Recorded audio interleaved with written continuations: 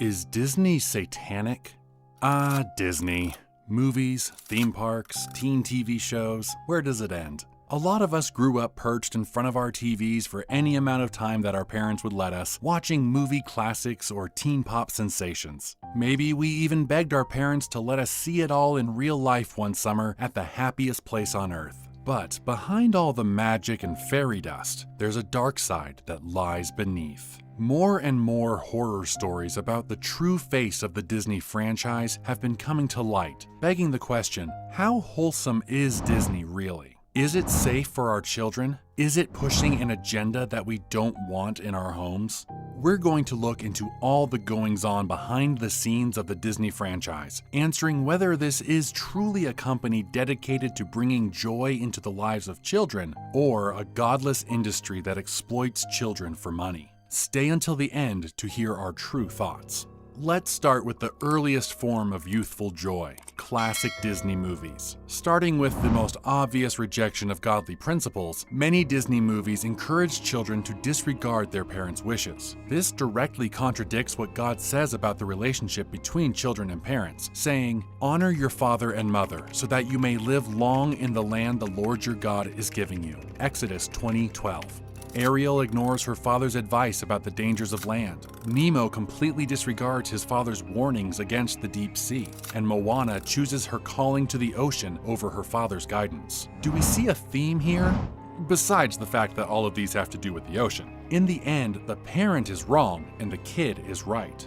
This is harmful to young watchers as it encourages them to be stubborn towards their own wants instead of listening to the seasoned advice of their parents. What is that teaching your children? This is just scratching the surface with Disney movies. There are countless sexual messages, many times hidden throughout Disney movies, leaving us questioning if it's a just for the parents edition or something more sinister.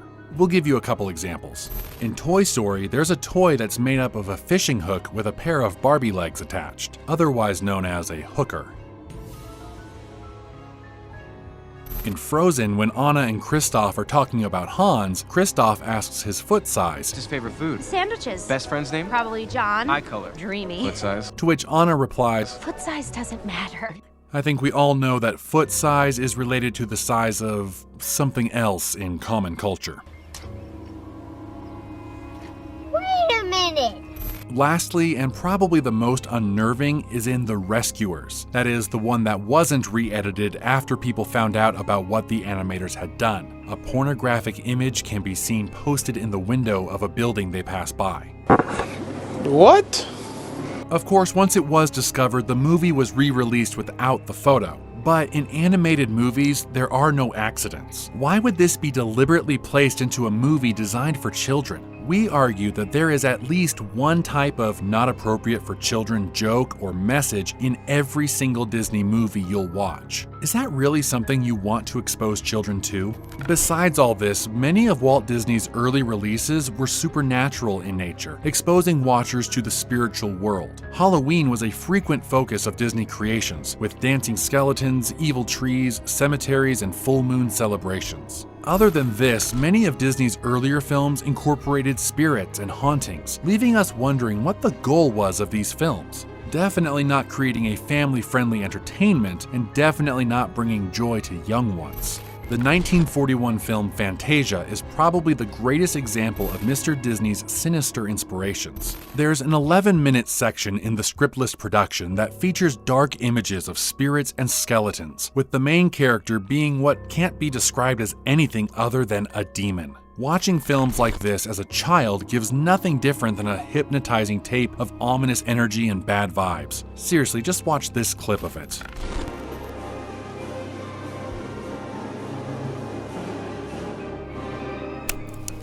Films like this are the beginning of Disney's career. We have to think about what his true intentions were when starting the Disney franchise, because it's definitely not happy, feel-good entertainment that's fit for children. This type of disturbing behavior doesn't stop with Disney movies. When the Disney Channel started employing real-life people, the stories about their evil actions only worsened. Child stars like Demi Lovato, Alison Stoner, and Miley Cyrus have discussed the awful experiences they had working for the Disney machine, with the most common complaint being that they were forced to be adults as children.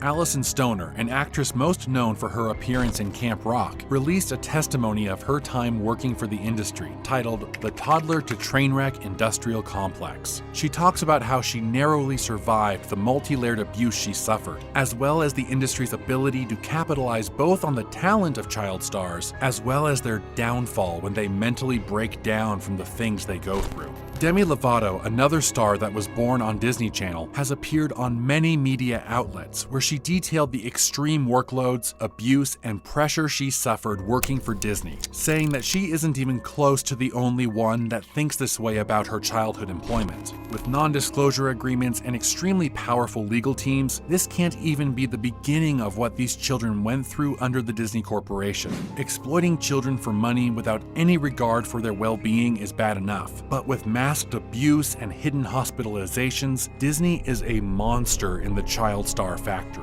Now you might be thinking, but Disney World, Disneyland, the happiest place on earth, that can't be evil. Sorry to burst your bubble, but the darkness of Disney doesn't stop at your TV screen. Besides the fact that a day pass is upwards of $200 to stand in the heat for hours to get about 2 minutes of excitement, there's other scary stuff going on. Although there are plenty of urban legends, like ashes being spread throughout the park, brainwashing employees, and even satanic rituals, we're only going to cover the ones that are proven to be true. Probably the scariest part of the Disney parks are the employees. From the testimony of former employees, apparently they are often taken out or even hospitalized with heat stroke due to extremely infrequent water breaks in hot costumes. Other than this, employees have reported sexual harassment, unfair pay, and insane work hours. Many employees are aspiring actors of young ages who are working on the promise of fame and connections, selling their soul to the machine.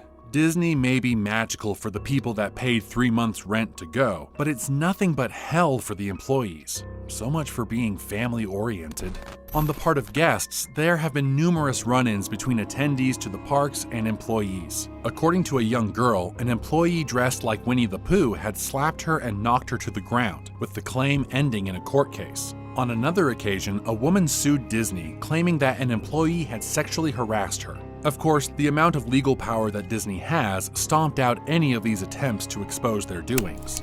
Walt Disney himself has faced a decent amount of controversy in recent days as details have been uncovered about his true self behind the guise of a fun-loving, family-oriented guy. It's hard to believe that the Disney franchise is anything less than magical family fun, but many live in blissful ignorance. The truth is, Disney is much darker than anyone knew, with sinister films, abusive employers, and the powerful ability to silence anyone that tries to speak against them. So let's answer the question: is Disney satanic?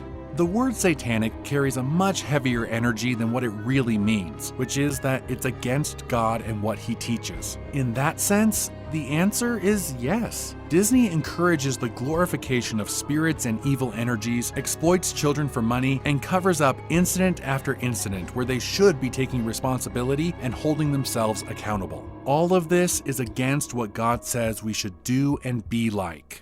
For these reasons, we're definitely looking at Disney with the biggest side eye.